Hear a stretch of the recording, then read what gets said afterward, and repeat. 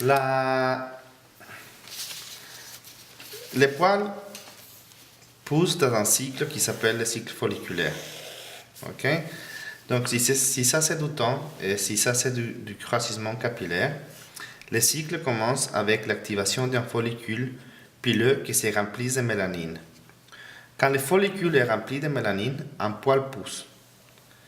Et il continue à pousser jusqu'au moment où le follicule se déplète de mélanine. À ce moment-là, le poil est présent, mais il ne pousse plus. Jusqu'à un moment donné où le poil tombe et le follicule rentre dans une phase d'hibernation qui peut durer plusieurs semaines, plusieurs mois, avant d'être à nouveau rempli de mélanine pour commencer un nouveau cycle. Ok? Dépendant de la localisation du follicule, ce cycle peut durer plusieurs mois, plusieurs semaines ou plusieurs années. Alors, le traitement laser a comme cible la mélanine. Et pour cette raison, il est unique et exclusivement efficace dans la phase active de croississement capillaire. Et il est inefficace dans la phase inactive et dans la phase d'hibernation, tout simplement parce qu'il n'y a pas de mélanine à l'intérieur du follicule. C'est pour cette raison qu'il faut faire plusieurs séances. Parce que pas tous les follicules sont remplis, contiennent de la mélanine en même temps. Une autre chose très importante à comprendre, c'est que le follicule est localisé profondément au derme. Et s'il est dans cette condition, c'est-à-dire que s'il est dans la phase active de son cycle, le laser va venir et va le détruire. Dans ces cas-là, le follicule détruit va se détacher son poil et le poil va devoir sortir et doit traverser une certaine épaisseur dermique et cet temps pour que les poils tombent prend de 3 à 10 jours. C'est pour ça que si on voit un certain croississement capillaire, il ne veut pas forcément dire que la science n'a pas marché. C'est tout simplement que les poils continuent à sortir. Nous, on choisit la quantité d'énergie qu'on donne dans un traitement basé sur une équation qui correspond à la couleur du poil plus la couleur de la peau. Donc, les contrastes entre les couleurs du poil, la qualité du poil et la qualité de la peau permet que le technicien décide la quantité d'énergie qu'il va donner.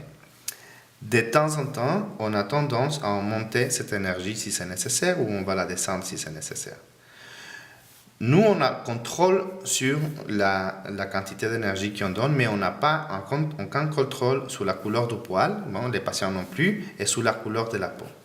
Mais la couleur de la peau peut changer avec l'exposition solaire. Donc, si du coup, il y a plus de couleurs parce que la patiente a bronzé, il y a plus de mélanine superficielle. Donc, normalement, nous, on devrait descendre la quantité d'énergie.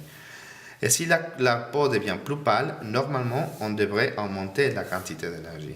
Mais si ça s'avère que la patiente bronze et ne nous dit pas où on juge mal et on augmente la quantité d'énergie, on va provoquer une brûlure.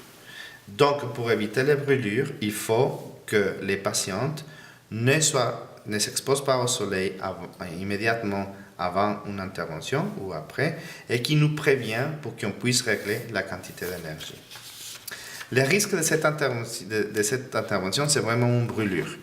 Et la façon la plus sage de l'éviter, c'est de voir la couleur de la peau et avoir une bonne communication entre technicien et patient.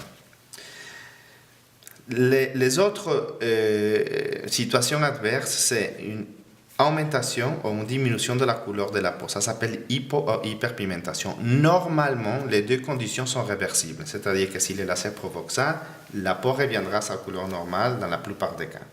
Les brûlures sont normalement superficielles et ils partiront sans laisser aucune trace. C'est juste embêtant de l'avoir. Et la troisième chose, c'est que si le laser peut provoquer une condition qui s'appelle activation simultanée ou synchronique. Donc, dans ces cas-là, plusieurs follicules qui dormaient peuvent s'activer en même temps pour une stimulation de la lumière. Et ça va provoquer que la patiente pense ou a l'impression qu'elle a plus de poils après le laser. Effectivement, ça peut arriver. Et si ça arrive, c'est plutôt une condition de bénéfice pour la patiente parce que ça veut dire que dans la séance suivante, plus de follicules seront actifs et sera plus effectif. Mais c'est gênant d'avoir un grossissement synchronique. Et il y aura un autre groupe de patients qui tout simplement n'auront aucune réponse au laser pour des problèmes liés à la quantité des hormones qu'ils ont dans leur peau. Donc, dans ces cas-là, où malgré un protocole adéquat sans réponse, c'est bien, ces groupes de patients devront avoir une analyse endocrinologique pour décider quelle autre mesure prendre. OK?